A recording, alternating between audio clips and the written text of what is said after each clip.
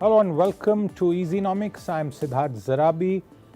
And on today's show, we have the topic of rising crude oil prices, oil on the boil as we are calling it. Oil prices have risen to their highest level in 10 months at $95 to the barrel. That was yesterday. They dipped a bit, but the increase has raised fears that high prices will delay possible cuts in interest rates and also test the government's management of inflation in the run up to elections in politically important states and the national polls next year. Joining me to discuss oil on the boil, Kirit Parikh, chairman of the Integrated Research and Action for Development Forum.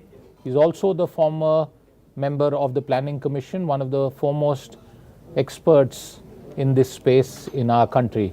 Also with us today, Narendra Taneja, India's leading energy expert and someone who knows how oil prices and politics have converged for decades. Mr. Parikh, let me come to you with your first opening comments about the current trend that we are seeing.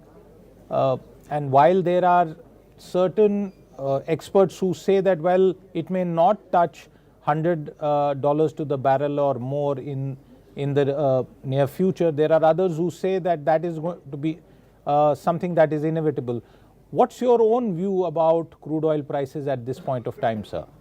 It is extremely difficult to estimate what the price is going to be, or forecast is anyway, largely because it is not something that is determined largely by market forces. It is determined by monopolist producers, and how they would behave, what would be their concerns will be, is difficult to predict.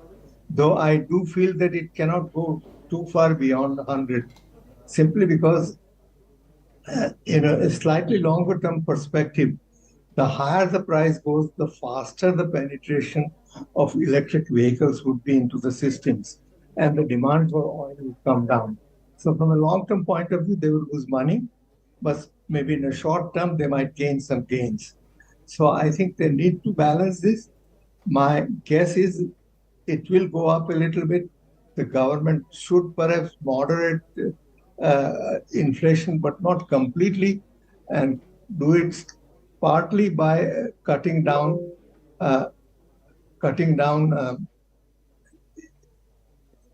array, that excise duty on it. Now, I just realized that my laptop battery is coming down. Well, we'll reconnect with you, Mr. Parikh, as you sort that out. But Mr. Taneja, as I come to you, and I'll request my producers to bring up the chart of the Brent price trend that we have seen between January to September. It's clear from $82 to $95 to the barrel. So you see that it seems gradual, but if you look at it from January to September and cancel out everything else, it is a good increase, almost above 15-16%. Mr. Taneja, how serious is this as a concern for the Indian economy? Well, when crude oil prices go up, it's always a concern for big importers and energy deficit economies like ours.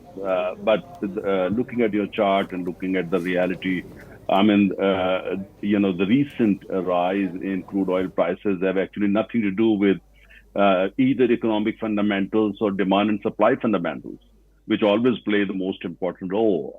I don't actually see even major geopolitical trigger, which again always, play a very important role in terms of which direction the prices are likely to go.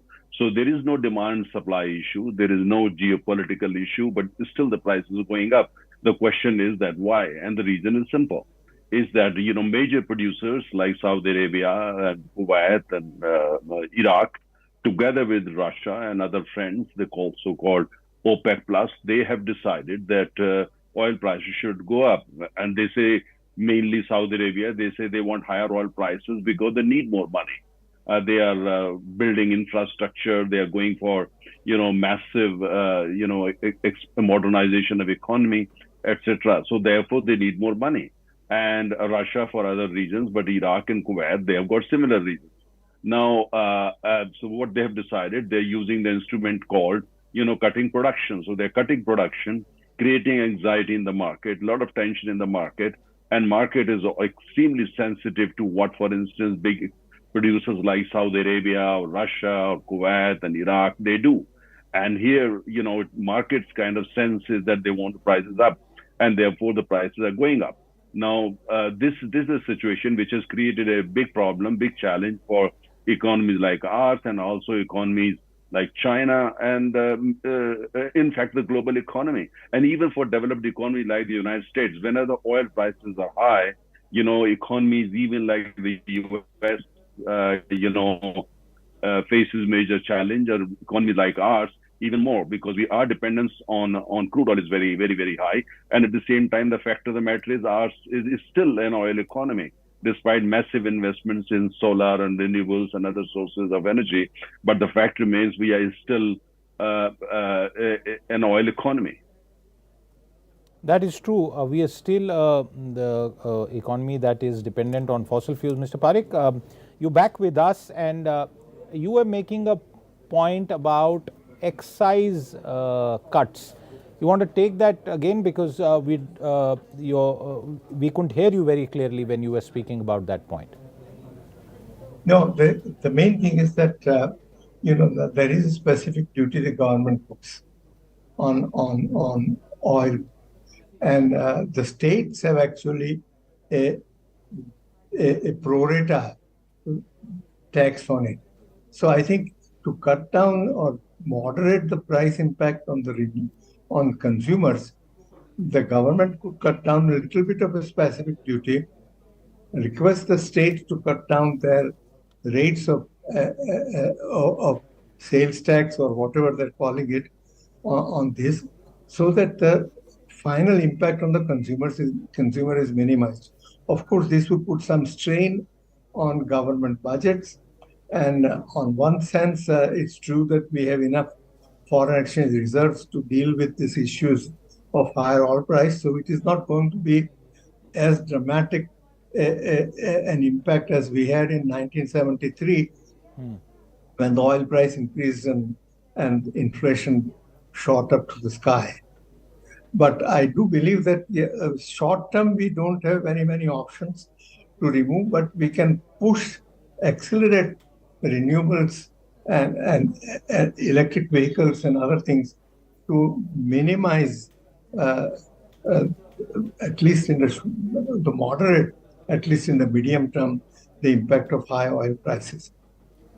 Narendra Taneja, Mr. Parikh makes this point about duty cuts to moderate the impact as far as the consumer is concerned. But it's also equally true that we have had prices frozen, which is the prices at the petrol pump level for petrol and diesel since early 2022, and therefore, given that we are now in political season, do you expect a similar strategy to be followed where higher prices will not be passed on to the end consumer?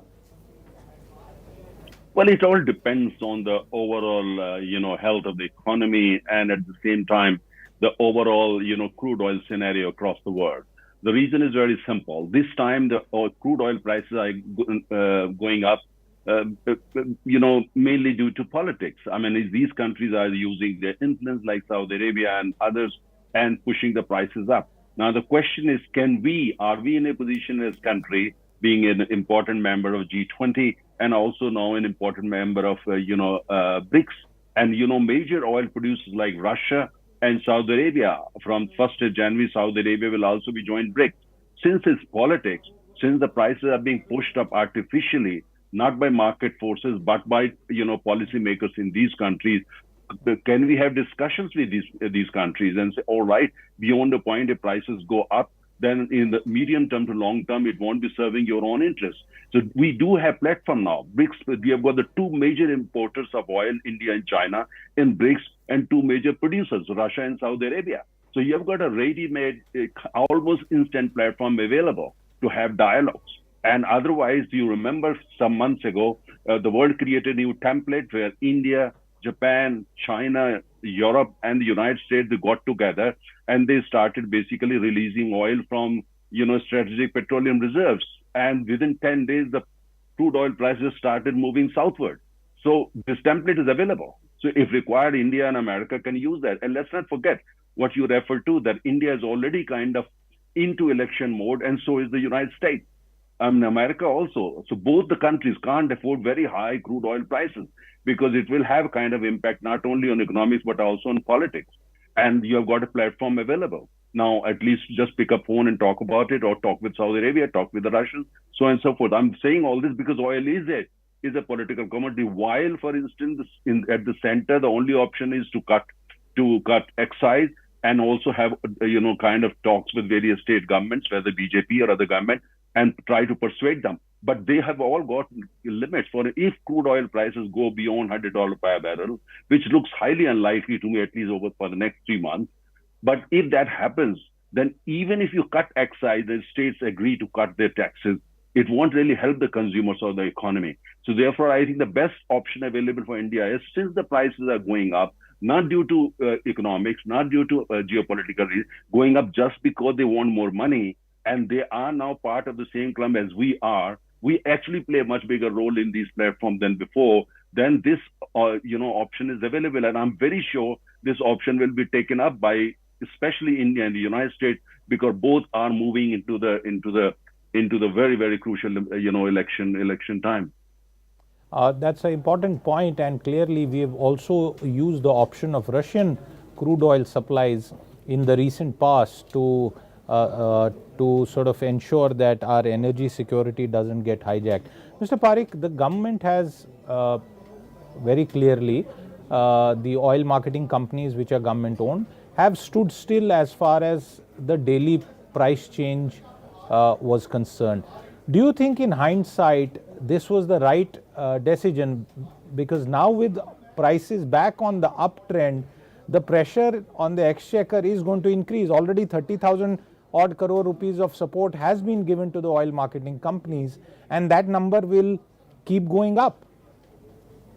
Yeah, from a really slightly longer term point of view, if you don't consider the pressures of the looming election and so on, I would have said that you should just pass on the international price to the consumers, because that would have a long term, much better impact on the Indian economy.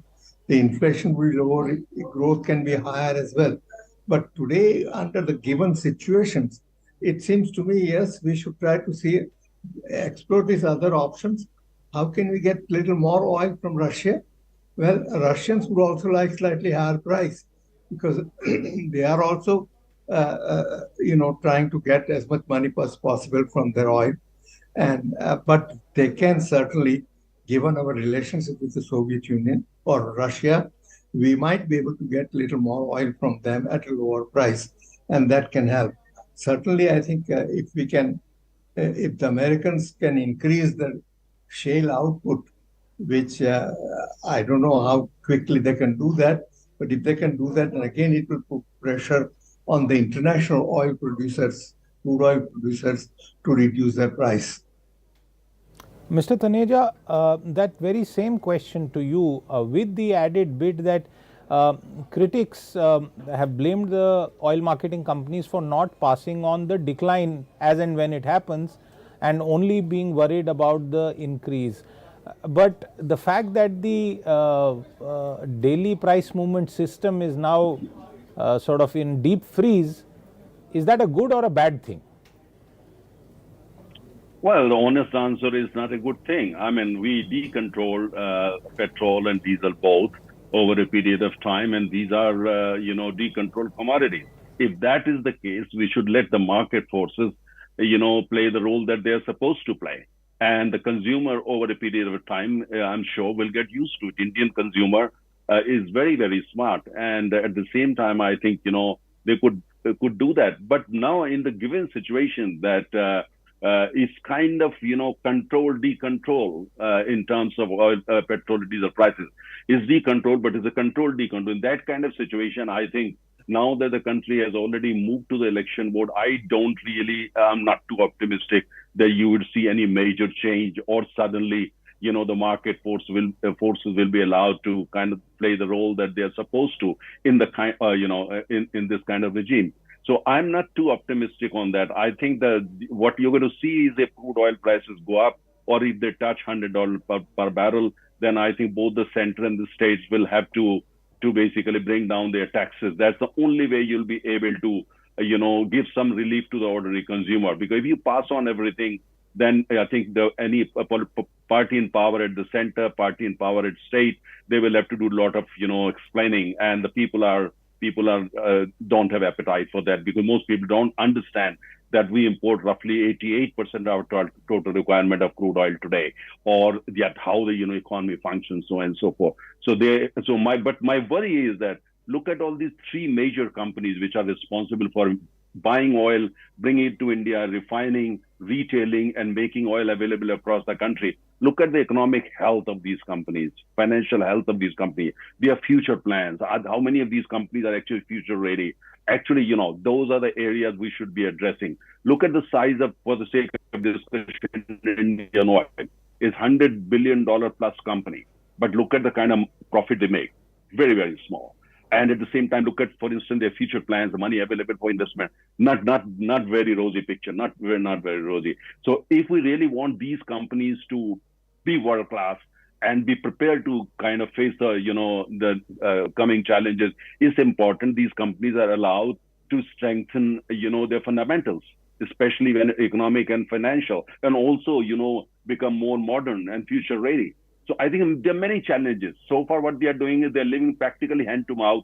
They go in the market, buy crude oil, refine, process, make it available to the consumer, and wherever necessary, government steps in, say, all right, don't increase, or let me do what we can do, etc. That's not how you run a sector like oil sector, which is still very crucial to the Indian economy. Let's not forget this idea that renewables can replace oil over a period of time, or EVs become available. I mean, these are very, but these are not kind of, overnight solutions. Electric vehicles, where the electricity is going to come from? How are you going to produce that electricity? Have we got that much? Do you think solar alone can replace oil or coal, or for that matter, nuclear? No, it can't. So therefore, for economy like ours, oil will play a very important role for at least 10 to 15 years, and gas maybe for 20, 25 years. What are we doing for that? Are we modernizing these companies? Are we giving the kind of autonomy they need? Are we helping these companies to become future ready? To answer to all these questions is actually no. So that is an area I think we as a whole, as people, as consumer, as government, we should be paying more attention to. Mr. Parikh, you've been asked this question dozens of times. I have perhaps asked you several times, and you followed this for decades. A sense of deja vu, really, because petroleum sector reforms, both from a production and pricing perspective, it's been a story of 4 steps forward, 6 steps backwards. Have all the gains of the reform that we had seen over the last 15, 20 odd years, have they all been frittered away now? Because the questions that Mr. Taneja raises are the same questions that were there perhaps even 20, 25 years ago. I completely agree with what Mr. Taneja said. We need to give much greater freedom and support to the oil marketing and oil producing companies in the country. And that cannot be done unless these prices are passed on to the consumers almost on a day-to-day basis. But for that, I think, as I said, while that would be the ideal solution, given the current situation of the impending election, I doubt that the government would do that. And that's where the reality comes. That you have, on the one hand, quite concern about inflation in general, and on the other, you say, okay, this will push the inflation even further. So your own calculations about elections might go haywire. And because of that, I think I do not expect the government to pass on these increases beyond a certain level fully to the consumers. And though I would be I mean, on sound theoretical or practical considerations, one should say, yes, pass this on. This would be in the larger interest, but elections are a short-term concerns, and it is not. They don't look at what will happen to the economy 2, 3, 5 years down the line. They will know what is happening now, and basis of that they will vote. And therefore, I think the government is unlikely to fully pass the price increases to the consumers. Mr. Taneja, from what Mr. Parikh is saying, I'm tempted to ask you, perhaps this would be one of the benefits of One India, One Election, that we are not constantly in election mode and we are not therefore tampering with petroleum pricing almost every time. Do it once in 5 years and get on with it. Well, even for instance, we didn't have election. I think it would not have been that easy for any government, any political party. The reason is simple, because you see people, 80% people is still kind of faces, massive challenges in terms of their day-to-day economic life. We still have large number of people who are living below energy poverty line, large number of people. And also people are used to subsidies. How do you explain that? Because they're used to it. And opposition parties, whosoever is in power, faces this challenge that opposition parties are, looking for an opportunity to make that a big electoral issue, a political issue, election or no election. So you don't get that kind of, across the party line support for this. But what my sense is at the same time that this is going to be gradual. What we need first is a debate, a all-party debate on tax rationalization in terms of, oil products. We need to rationalize taxes. So both the center, especially the state governments, are excessively dependent on petroleum products, for their overall revenues. We need to rework that. And that would be a kind of a milestone thing. We can't do it overnight. But as far as we are concerned, we haven't even started a debate on this. There is no blueprint, a serious blueprint available.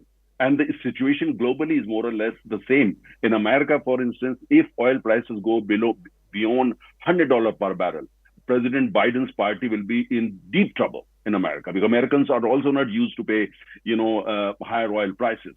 And global economy will also suffer. Let's look at the picture. Three major, oil consuming countries. The United States is into the election mode. China is facing economic crisis. India is in election mode. Three major consumers. And look at the other side. The other side is the major producers. US is the biggest producer of oil in the world. But yet they import because they consume more oil. Saudi Arabia going through massive internal economic reform. They say we need more money. Russia, everybody knows what they're going through. Venezuela has oil, but they are not able to pump more oil. Iran has got oil available, but there are sanctions against Iran.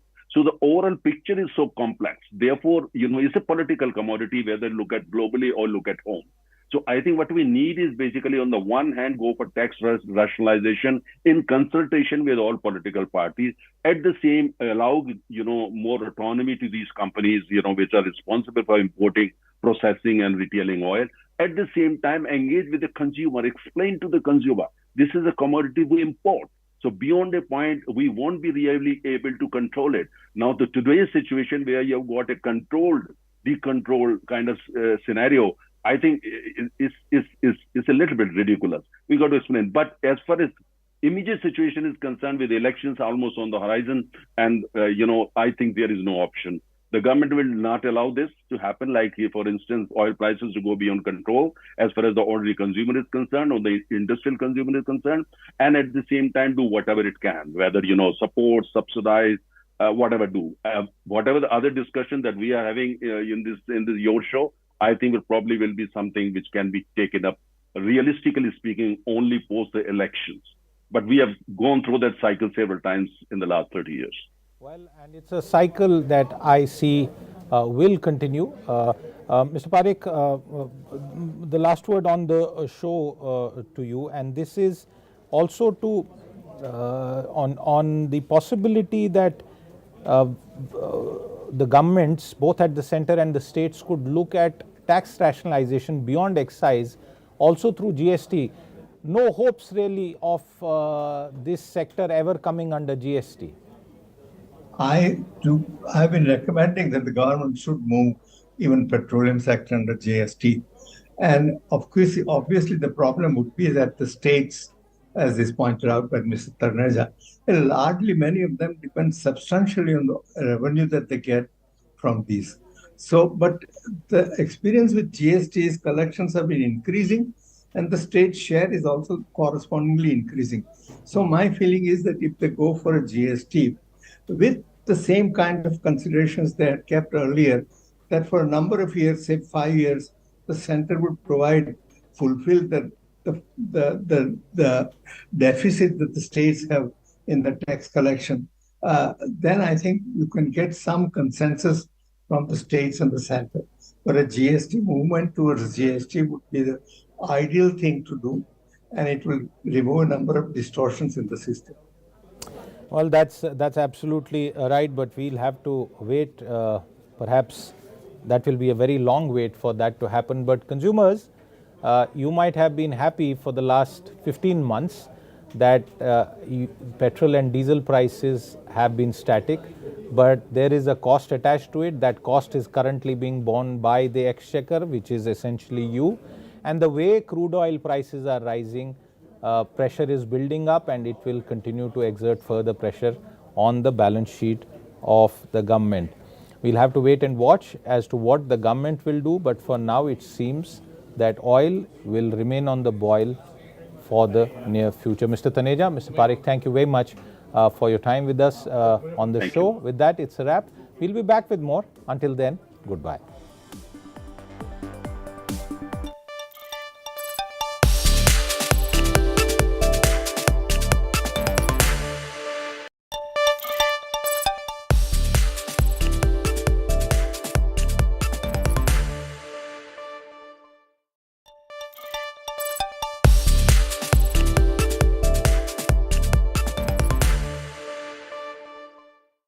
Hello and welcome. You're watching Business Today TV. I'm Sakshi Batra. Well, in the latest edition of the Business Today magazine, the cover story aims to explore whether